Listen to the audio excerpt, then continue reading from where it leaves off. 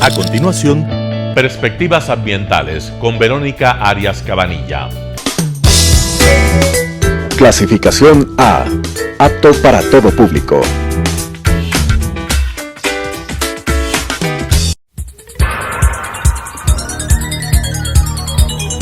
Las opiniones vertidas en este espacio por la producción y dirección del programa son de exclusiva responsabilidad de sus autores y de quienes intervienen en ellos. Telesucesos Canal 29 UHF presenta Perspectivas Ambientales con Verónica Arias Cabanilla. Diálogo con líderes comprometidos por el planeta. Un espacio para generar conciencia ambiental, para dialogar sobre visiones, acciones y perspectivas ambientales.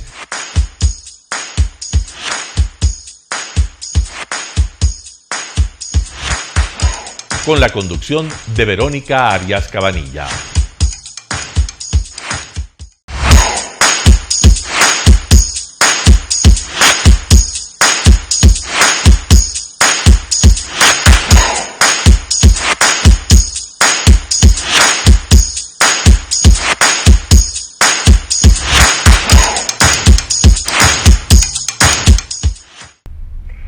Bienvenidos a Perspectivas Ambientales. Como ustedes saben, este es un espacio para dialogar con actores, con líderes claves que generan opinión sobre justamente temas del día, temas que globalmente nos interesan, mundialmente nos interesan, pero también aquí localmente.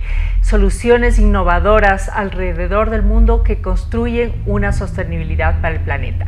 Este programa es transmitido los días viernes a las 7 de la noche y los días domingos a las 2:30 de la tarde por Telesucesos, y también en todas nuestras plataformas digitales, en Twitter, en Instagram, en Facebook y en YouTube. Ahora tenemos el grato momento de que Antonella Calle nos acompañe. Y Antonella obviamente nos va a explicar qué es lo que ha pasado en el Ecuador en esta última semana. Ganó la consulta popular del sí por el Yasuní, del sí por el Chocó andino.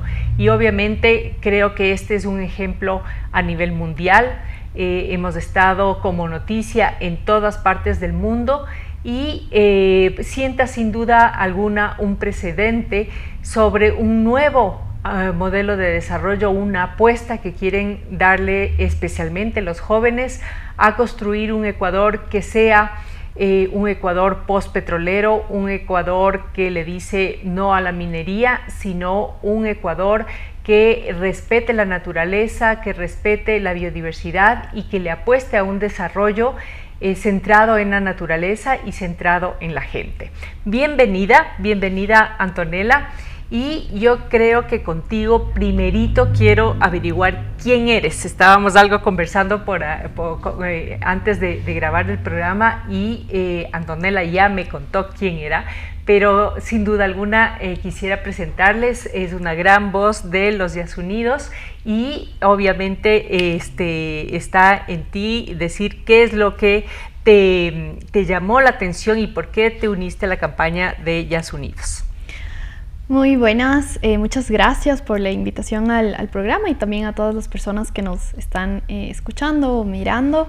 Bueno, yo soy Antonella Calle, soy del colectivo Yasunidos y hace 10 años, cuando se declaró la explotación petrolera en el Parque Nacional Yasuní-Teté, yo tenía 19 años. En ese momento yo ya era muy sensible y cercana a los activismos a favor de los derechos de los animales, y cuando pasó esto de que el presidente de ese momento, Rafael Correa, decidió iniciar la explotación petrolera del Yasuní-Teté, uno de los lugares más megadiversos del planeta, fui uno de los y las jóvenes que en ese momento nos indignamos porque no creíamos posible que un lugar tan importante para el planeta, para el Ecuador y para las vidas que habitan ahí se explote, ¿no? Entonces yo y otras jóvenes de ese momento nos juntamos y ahí nació Yasunidos. Y bueno, desde ahí vengo en la causa del Yasuní estos 10 años junto a otros compañeros y compañeras exigiendo que se dé la consulta popular. Y bueno, aparte también soy comunicadora social y y esa soy un poco. Muy bien, Antonella. Y bueno, como joven activista, quiero que me digas, o cómo le ves tú, ¿es el final de una lucha, de una década, o es el principio de qué? Para mí, la lucha del Yasuní creo que nunca se va a acabar, y este es el final de un capítulo en esta lucha. La consulta popular, como recordemos, hace 10 años nosotros como Yasunidos, y gracias a todo el pueblo ecuatoriano en ese momento, recolectamos 757,000 firmas a nivel nacional para que se dé esta consulta popular, ¿no? Y finalmente lo que pasó en ese momento es que el presidente de ese momento no quería que se dé la consulta popular y nos anularon más del 60% de las firmas. Pero nosotros sabíamos que las firmas que recogimos no eran falsas, sino que eran reales de la gente que quería que se les consulte, ¿no? Y por eso, con esa convicción, nunca dejamos de exigir justicia y que se reparen los derechos vulnerados de las 757,000 personas que firmaron. Entonces, venimos luchando estos 10 años hasta que por fin el CNE, el TCE y la Corte Constitucional nos dieron la razón y pudimos tener esta consulta popular. Pero eso es una parte de toda esta lucha por la defensa del Yasuní, una parte muy importante. Pero con esto finaliza, ¿no es cierto?, este capítulo de la consulta popular que nos ha tomado 10 años y empieza otro capítulo muy importante. Ok, y quiero expresarte una preocupación que estoy escuchando en varios espacios también, y que es precisamente el por qué en Orellana y Sucumbíos votaron por el no. Sí, ¿Cuál es la explicación? Sí, es muy importante, y básicamente esto se debe a dos factores. El primer factor es que recordemos que la campaña del no fue una campaña bastante desde el miedo y desde el terrorismo económico. El Ecuador ahorita, como sabemos, ya está en una profunda crisis a nivel social, a nivel económico, con altos niveles de desempleo, con bajos niveles en inversión, en salud, en educación, y han sido 50 años de explotación petrolera. Y estamos así ahora, ¿no?, con profundas crisis. Es decir, que lastimosamente la plata del petróleo no ha solucionado los problemas de la mayoría de la población. De hecho, las poblaciones amazónicas son las más pobres de este país. Ahora, justo pese a que vivimos así ahora, se metió una campaña de miedo en donde se amenazó mucho a las personas. Incluso se llegó a decir que si ganaba la consulta popular del sí, se iban a parar varios bloques petroleros en la Amazonía, cuando recordemos que dentro del Yasuní hay varios bloques, hay 8 bloques, y solo uno, que es del Yasuní TT, es el que ahora se va a frenar. Y no se va a frenar mañana tampoco, sino esto tiene un proceso, va a tomar su tiempo. Pero también es importante anotar eso. Mucha gente lastimosamente fue a votar desde el miedo, desde el terror. También sabemos por compañeros que habitan en la zona, que tienen familiares cercanas a la industria petrolera, que también se les amenazó y se les pidió que tienen que votar por el no, y si no, podían perder sus trabajos, etcétera, ¿no? Entonces, lastimosamente, la empresa petrolera, la campaña del no, actuó bajo el miedo, y esto obviamente hizo que mucha gente vaya por el no. Ok. Y también hay mucha preocupación alrededor de que se tiene que salir dentro del plazo de un año, justamente con toda la infraestructura. ¿Cuáles son precisamente los pasos a seguir que ustedes proponen en relación a eso? Y también, ¿cuáles serían las propuestas para ayudar a pensar, no solo al gobierno, sino al Ecuador entero, aquel hueco fiscal que también, sin ser lo que nos decían, hay un hueco fiscal, sin duda alguna? Entonces, yo vería más bien ahí como una gran oportunidad de generar consensos y ponernos a trabajar, todos, ¿no? La academia, la sociedad civil, el gobierno, el que venga, etcétera, para salir de esta propuesta y ver qué se viene, ese modelo de desarrollo que podría ser la chispa que encienda justamente a algo más, ¿no? Sí, eso es lo importante, porque lo hermoso aquí es que ganamos el sí, que se va a parar la actividad petrolera en la zona, pero además es una oportunidad histórica para el Ecuador, y es comenzarse a pensar en un Ecuador post-petrolero. La economía petrolera en sí nos ha demostrado que ha ido a unos pocos y a la corrupción, pero además se nos ha vendido el cuento a los ecuatorianos y a ecuatorianas que el petróleo es algo que nunca se va a acabar. y se explote o no el Yasuní y otros campos, las reservas petroleras se van a acabar. Y el problema es que si nosotros no empezamos a pensar en este momento en alternativas, mañana se va a acabar el petróleo y simplemente ya no van a haber esos ingresos, ¿no? Entonces, por eso es importante esta consulta popular, porque nos obliga a los ciudadanos, pero también al Estado y a los diferentes gobiernos de turno a pensarnos un Ecuador post-petrolero. Ahora, en el caso concreto del Yasuní TT es importante decir que desde que se publican los resultados oficiales, hay un año para que salgan las actividades petroleras, pero en este año no se contemplan, ¿no es cierto?, ni fines de semana, ni feriados, por lo tanto, esto pasaría más o menos en el 2025 recién, ¿no? Entonces, el retiro de las actividades en la zona va a ser progresivo. Lo importante, y a nosotros como ecologistas lo que nos importa también es que se dé un retiro que no genere más impactos de lo que ya hay, pero que también sea responsable, ¿no es cierto?, con la zona, con el ecosistema, y además que se dé la debida reparación ambiental que necesita la zona. Petroecuador ya ha sacado un comunicado anunciando que va a respetar esto, que va a hacer ¿no es cierto?, la debida remediación ambiental, pero además que va a cumplir con los plazos que se han puesto.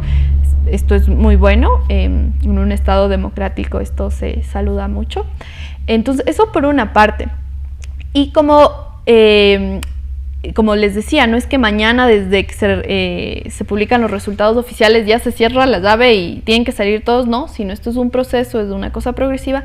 Mientras tanto, específicamente para la zona hay que comenzar a pensar justamente en, por ejemplo, para la zona en específico, en proyectos de turismo comunitario. Y es importante decirlo, turismo comunitario, porque también vemos que el turismo a gran escala y masivo, como vemos en Galápagos y en otras zonas del mundo que son frágiles, también pueden generar impactos ambientales, ¿no? Entonces, en la zona puede haber turismo responsable, sostenible, que vaya de la mano con las comunidades, que también es un proceso. Entonces, mientras iniciamos con el proceso, ¿no es cierto?, de salida de la infraestructura, también hay que iniciar este otro proceso con las comunidades de la zona. Y la buena noticia es que no es la primera vez que se va a hacer esto en el Yasuní TT. En el Yasuní en general, no en el Yasuní TT, pero en otras partes del Yasuní, del Parque Nacional Yasuní, ya hay proyectos de turismo comunitario, como, ¿no es cierto?, el Napo Wildlife Center, que es un proyecto muy exitoso. De hecho, ahí lo que les permite a las comunidades de este proyecto es suplir cosas de salud o educación que lastimosamente el Estado ecuatoriano no está dando, ¿no? Entonces, hay ya ejemplos, lo importante es tomarlos y comenzar a poder trabajar eso en la zona. Uh-huh. Y refiriéndome al plan de cierre y abandono, cualquier operación a cualquier nivel tiene que tener una licencia ambiental, y esa licencia ambiental contempla ya un plan de cierre y abandono con los recursos que tiene que invertirse para aquello. Ahora, ese plan de cierre y abandono, efectivamente lo que tú dices, no necesariamente tendría que ser dentro de un año, sino justamente con los plazos que se tiene que hacer, y tendría que dejarse la restauración y la remediación del área como en teoría debió estar, y luego el abandono, que sería ya la situación de sacar toda la infraestructura. Esto igual lo tenían que hacer en 5 años, en 10 años, lo que quiera, es decir, se adelantó, pero tenía que estar contemplado, y ahí hay los recursos, o debería tener los recursos para hacerlo. Entonces, ahí también creo que había un poco de desinformación o desconocimiento. Por otro lado, quería comentar contigo, Antonella, porque también se mencionaba que el área va a quedar desolada, o sea que la presencia del Estado era Petroecuador, pero la presencia del Estado no necesariamente es Petroecuador. Ahí debería haber guardaparques, porque es parque nacional, y están las comunidades para defender el territorio. Entonces, ¿de qué abandono posible podría hablarse? O también se dice, bueno, se deja ahí ese territorio y entrarán los madereros, los mineros ilegales, etcétera. ¿Es eso viable? Eso justamente es importante resaltar porque se dijo mucho esto, ¿no? De que si sale la industria petrolera eso va a ser tierra de nadie, en pocas palabras. Pero es importante notar dos cosas. La primera es que en el Yasuní viven pueblos de reciente contacto, como los guaraní, también viven pueblos quichua y también viven los pueblos aislados, ¿no es cierto? Entonces no es un territorio vacío, no va a quedar abandonado, ahí habitan pueblos, por una parte. Por otra parte, aquí, ¿no es cierto?, en las ciudades tenemos, ¿no es cierto?, los policías de tránsito, la policía, ¿no es cierto?, que está, y no se nos está condicionando la presencia de esa seguridad. No nos dicen, si usted me deja explotarle aquí en su casa petróleo, minería, yo le doy protección, ¿no es cierto?, que tenemos todas y todos los ecuatorianos que podemos llamar a la policía, ¿no? A nosotros no se nos condiciona eso, pero a los pueblos amazónicos se les ha condicionado eso, ¿no? Y eso vimos en esta última campaña. Se decía, si ustedes votan por el no, va a salir la petrolera y no va a haber quien cuide el territorio justamente de las actividades ilegales. Como un problema muy importante ahí, ilegal, que se da, es el tema de la tala, ¿no? De la tala justamente, sobre todo de madera de cedro, ¿no? Que es como bastante apetecida en el mercado. Y el problema es que eso no puede pasar, porque el Estado ecuatoriano es el responsable de proteger este territorio, además porque es un parque nacional. Entonces sí, tienen que haber guardaparques y de ser necesario también la presencia de otros actores del Estado para proteger esta zona y además proteger a los pueblos que están ahí. Esto es responsabilidad del Estado. Lastimosamente vemos como en el último gobierno se cortó bastante presupuesto, en los dos últimos gobiernos se cortó bastante presupuesto justamente al Ministerio de Ambiente para guardaparques, ¿no? Y en el Yasuní es fundamental que estén los guardaparques, también porque hay tráfico de especies, ¿no? Pero esto no es rol de la petrolera y tampoco es que la petrolera ha estado cumpliendo ese rol. O sea, hay empresas petroleras en la zona y sin embargo, también hay tala ilegal de madera, ¿no? Porque es un rol del Estado ecuatoriano. Entonces, ahí también está nuestra responsabilidad como ciudadanos y ciudadanas, exigir al Estado ecuatoriano que cumpla con su deber en la zona y que esté presente en la zona. Uh-huh. Y entonces, como siguientes pasos, volvamos al tema del gran acuerdo nacional para ver si se logra por fin ya pensar en serio en una transición ecológica, una transición energética, porque además el mundo va hacia allá y nosotros nos estábamos quedando pero atrasados, ¿no? Entonces ejemplos como el de Costa Rica, ejemplos como otros que tenemos en el mundo nos dicen sí hay cómo. Es posible que esta sea la oportunidad para sentarnos a trabajar todos juntos. Ustedes estarían convocando a una gran unidad nacional por una transición. ¿En qué están pensando? Sí, bueno, es súper importante porque hay que ver que ganamos con, digamos, casi el 60%, el Yasuní ganó el 60%, y eso nos dice que hay un gran acuerdo nacional. Es decir, el Yasuní consiguió lo que no consiguió ningún candidato en estas elecciones, ¿no? Entonces, si en algo estamos de acuerdo las y los ecuatorianos, es que queremos defender el Yasuní, que queremos dejar un mejor futuro, un mejor Ecuador y un mejor planeta para las y los ecuatorianos y para el planeta en general, para nuestras futuras generaciones. Y ahí hay un consenso, y eso es muy importante, porque una vez más el Ecuador da una señal de que es un país que le interesa defender la naturaleza, la vida, y que además da un primer paso en firme a favor de la lucha en contra del cambio climático. Y justo eso, obviamente, hay que tomarlo y hay que desde ahí comenzar a tejer. Por eso nosotros lo estamos pensando ahorita desde varios ámbitos, ¿no? El uno es obviamente para pensar la remediación y el retiro en la zona. Si bien es una responsabilidad y obligación de la empresa que está ahí, también nosotros, como siempre lo hemos hecho, vamos a generar una comisión que sea interdisciplinaria con expertos de diferentes ramas, que es tan importante para que puedan también aportar y vean cómo es la mejor forma para hacer, ¿no es cierto?, ya sea la remediación ambiental y también la salida, ¿no es cierto?, de las empresas en la zona. Eso es muy importante, y desde la sociedad civil, como ya lo hemos hecho antes, desde diferentes sectores, tanto de la academia, desde lo profesional, ¿no es cierto?, siempre hemos puesto el hombro para aportar con salidas, ¿no es cierto?, a estos nuevos escenarios que nos toca enfrentarnos, y también obviamente desde las alternativas económicas. Nosotros como Yes Unidos mismo hemos propuesto varias alternativas desde hace 10 años, ahora también en esta nueva campaña, y también vamos a seguir sumando voces que puedan aportar a esto. Eso es lo importante, y por eso invitamos a toda la sociedad civil a que se junten a esto. No se acabó aquí la lucha por la defensa del Yasuní, tenemos que comenzar a organizarnos justamente, ¿no es cierto?, en un amplio frente en defensa del Yasuní, pero también para empezarnos a pensar este Ecuador postpetrolero, que no es algo solo de los grupos ecologistas, sino es de todas las personas que habitamos este país y que nos interesan mejores días para las futuras generaciones. Uh-huh. Y yo veo muchas voces a nivel mundial, especialmente de jóvenes, y yo veo con gran esperanza en ese sentido, porque fíjate que la Corte aprobó a favor de la consulta, no de la consulta, sino de una demanda que hicieron los jóvenes de Montana, no sé si supiste, no. Justamente los jóvenes plantaron una demanda que la Corte en Montana, en Estados Unidos, la aceptó porque estaban siendo sus derechos vulnerados por la contaminación que está ejerciendo el metano a nivel mundial y el tema de cambio climático, y ganaron.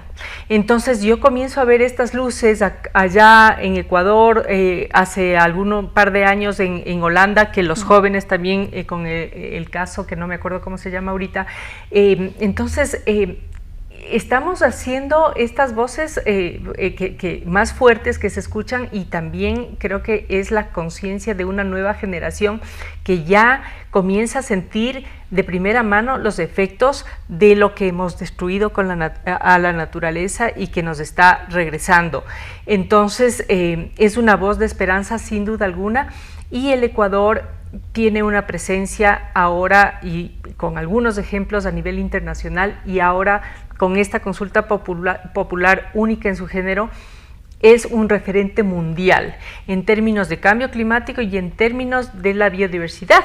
Entonces, ¿cómo aprovechar eso? Porque, o sea, un gobierno que pueda entender esto podría aprovechar muchísimo justamente para atraer los recursos que vamos a necesitar, ¿no?, para cubrir los huecos. ¿Cómo verían ustedes potenciar eso como Ecuador a nivel internacional? Dando ejemplo, hablando, supongo que en las conferencias internacionales en el marco de Naciones Unidas sobre biodiversidad, de que esto puede ser una contribución muy importante a llegar a esa meta que necesitamos cumplir a nivel mundial, que estamos lejos, y en términos de cambio climático también, porque es parte de una Amazonía que nos sirve para el pulmón del planeta, y que mantenerlo así, pese a la pobreza que tenemos, a los problemas económicos del Ecuador, es un rayo de esperanza, y que debe ser de alguna forma reconocido también a nivel mundial, ¿no? Entonces te dejo como inquietud, pero supongo que ya lo están pensando también. Sí, bueno, aquí es importante ver que tenemos como dos tareas, una desde la parte de la sociedad civil organizada, y también otra desde el próximo gobierno que venga. Y el próximo gobierno que venga es importante justamente ver los números. El Yasuní es el gran ganador de estas elecciones, y gane el candidato o la candidata que están para segunda vuelta, tienen que saber que si hay un consenso nacional es el Yasuní, y desde ahí tienen que actuar. Y justamente el que el 60% de la población haya decidido defender el Yasuní es un primer paso importante justamente para pensar en política pública ya, ahora sí ya, y no dar más largas, que vayan a enfrentar el tema de la crisis climática que ya lo estamos viviendo ahorita. Otra, que también vayan a pensarse ya en un Ecuador postpetrolero desde la política del Estado, ¿no? Por una parte, y por otra también a nivel internacional. El gobierno del Ecuador, el Estado ecuatoriano, es un importante avance, más allá de que no fue una cosa de un gobierno, sino del pueblo ecuatoriano, pero esto le da paso al Estado ecuatoriano a decir, bueno, nosotros estamos haciendo nuestra parte, el Ecuador está haciendo su parte para enfrentar el cambio climático, ¿no? Ahora también cómo se juntan otros países y organismos internacionales a aportar a esto. Pero justamente, lastimosamente, eso depende del gobierno que venga, pero por eso tenemos que estar muy vigilantes las y los ecuatorianos de que cumplan y que sigan, porque más allá de que haya votado, de que haya ganado el sí o el no, esto los ecuatorianos le estamos diciendo al próximo gobierno qué país queremos. Y el próximo gobierno cumplir con eso, porque además está expresado en un voto, ¿no?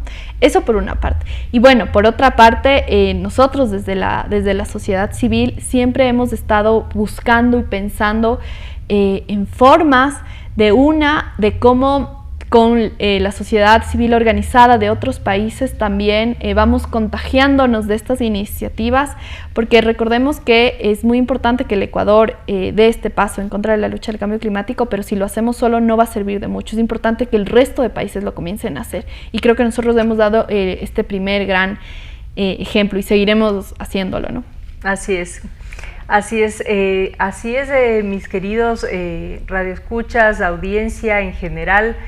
Este es un gran paso que ha dado el Ecuador, sin duda alguna. Habrá que ver si es necesario reformas constitucionales, reformas legales. La Asamblea General, la Asamblea que viene electa, también tiene que estar atenta a lo que se necesita, si es que es del caso. Obviamente el nuevo gobierno tendrá que hacerlo, la propia sociedad civil y el país en general, y todos nosotros estaremos alertas para ver en qué se puede apoyar para construir un nuevo modelo de desarrollo que, como Antonella dice, es justamente lo que los ecuatorianos nos hemos expresado en las urnas. Queremos algo que sea diferente a lo que ya cumplió un ciclo, digámosle así.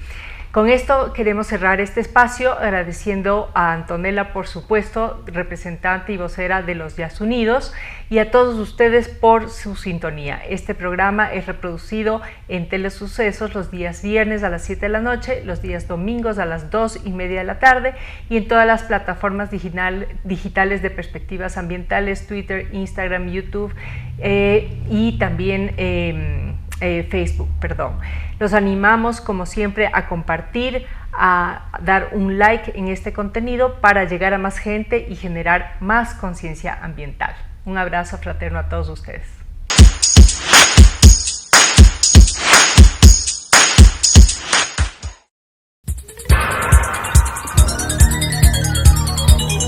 Las opiniones vertidas en este espacio por la producción y dirección del programa son de exclusiva responsabilidad de sus autores y de quienes intervienen en ellos.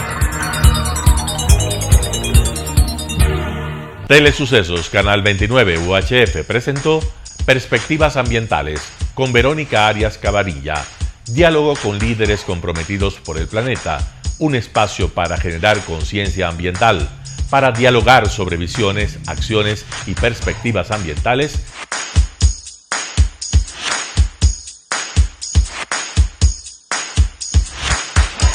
Con la conducción de Verónica Arias Cabanilla.